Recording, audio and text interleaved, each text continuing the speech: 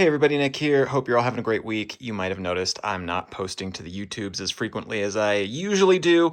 That's because I've just been buried in prep work for a bunch of shooting on my feature film, which is called The Game of Life, and that's what this channel is ultimately all about. But before I get buried in a solid 2-week block of filming, I wanted to show you the latest addition to the sort of gear arsenal in here, which is this brand new focus pulling station. It features some new equipment that we just got and have been testing out, and I'm really happy with and really excited about what it means for how we're going to be able to operate on set in a slightly different way. So previously, you might have seen that for transmission, I was using the more budget-oriented Hollyland Mars 4K system, which is totally decent and pretty reliable and overall good, but the latency is pretty high. And so for sort of critical focus pulling situations, it wasn't ideal. And so as we really got into the nitty-gritty of this film, I wanted to finally step up to something a little bit more robust and reliable. I tested both the DJI transmission system and this Teradek system, which is ultimately what we went with. So let me tell you what this is all about. It does still use some DJI products. I really like the Focus Pro and the LiDAR here, and especially this hand unit right here.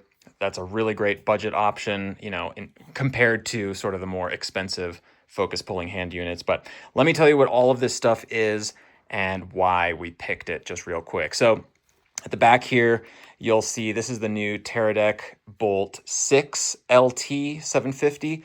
So this is the newest generation of Teradek product, but still the sort of lowest in the Teradek line other than the little HDMI 750 units. I put my little wireless backpack thing on here, so it just attaches with magnets, can come on and off really easily, and just sits right there at the back of the camera nicely. It's getting powered by the battery and then gets the SDI signal through here. Always make sure you're practicing proper SDI protocol when plugging or unplugging these things. Even though this is only a 3G unit, you always want to be doing that in the right way.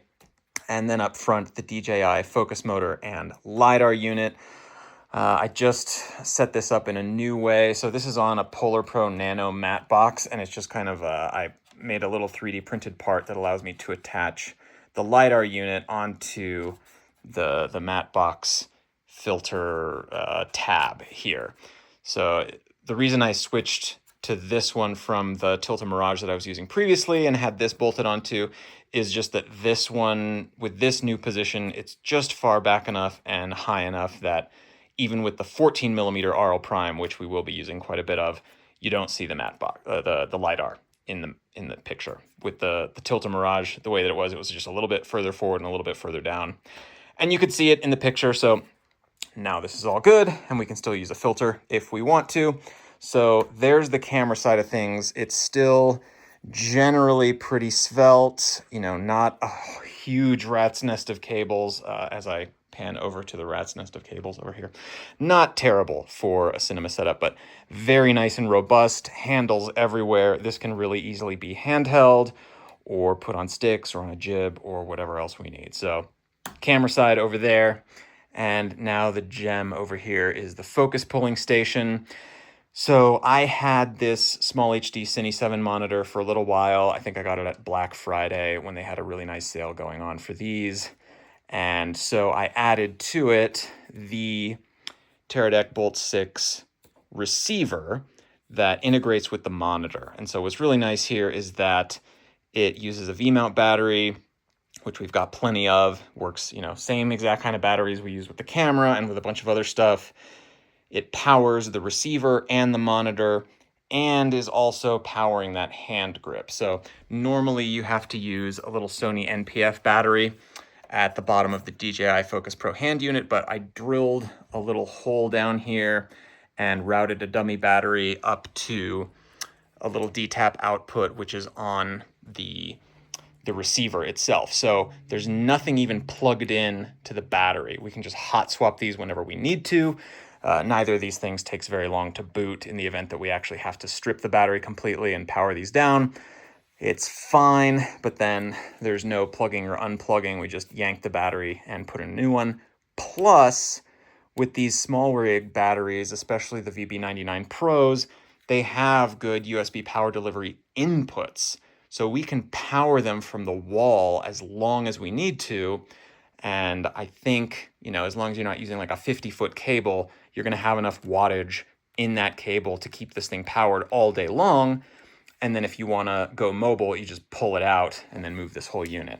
And then it's just sitting on a light stand, right? So I'm using some 15 millimeter rods and some 15 millimeter rod brackets, and then my special little Plastic Fantastic clamp here. So we can really easily adjust the angle of the monitor. I can just yank this by hand. I don't want to do it with one hand, but it's very easy to adjust that angle. You can adjust this angle just by loosening this. You can adjust the height, of course, of the whole thing because it's on a light stand. So we can put this in a really nice ergonomic position for the focus puller. And if we want to go mobile, like really mobile outside, we've got some little Peak Design strap clips here, so we can put a neck strap on so nothing falls off.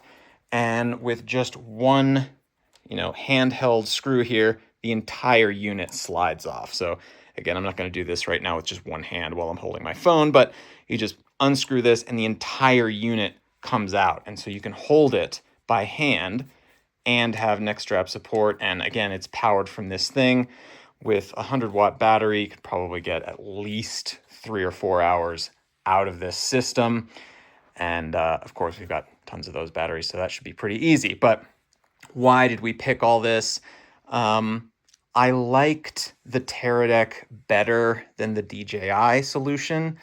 I mean, again, points to Teradek for just turning on and working. The DJI setup took me about an hour to get everything firmware updated and registered. You have to plug it into a computer. There is no other way to activate their products, which is required. Really annoying, but the robustness was good. And at the end of the day, it was zero latency, with the Teradek compared to a little bit more on the DJI. And that wasn't necessarily the deal breaker. It was more that I can use the Cine 7. I don't like the DJI monitor as much as the Cine 7, and I think most focus pullers will appreciate the vast array of tools that you get on a small HD monitor in terms of how you monitor the image. If the puller likes to use color peaking, they can use that. If they like to use aperture-based peaking, there's very sensitive ways to adjust that exactly to your liking.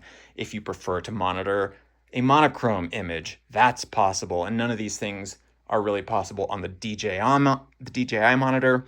A couple of them are, but in really limited ways. So using this was kind of, the critical component.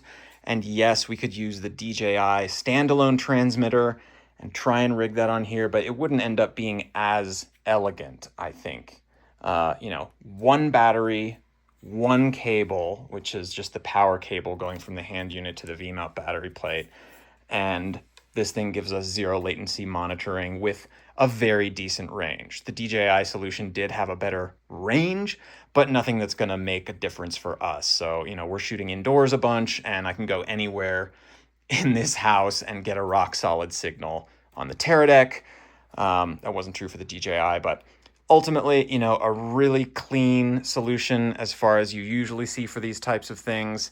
I really like that it works with the DJI LiDAR because sometimes we will want this for certain situations. On certain days, I don't have my entire crew. Some people had availability conflicts. So some days we're going to have 4 or 5 people behind the camera, and other days we'll have just one. And so the ability to rely on something like this when needed is going to make a big difference on our film. I promise to send some more updates as I have them available, but I'm super excited to finally be getting started on really the meat and potatoes of this movie. And hopefully this was a helpful insight into, sort of this most critical of elements, right? How do you focus your image? So I'm really delighted to have this finally dialed in. I love how this works and the different options that it affords our focus pullers so that, they can really run things the way that they like. This was a small production. We're providing the gear rather than having a rental budget for, other focus pullers. And so having this solution all dialed was really, really, really helpful to us. Anyway, that's going to be all for now. Thank you so much for watching. Let me know if you have any questions about any of this stuff, and I'll be happy to answer it. And other than that, I will see you on the other side of this shooting block. Wish me luck. Thanks so much. Bye.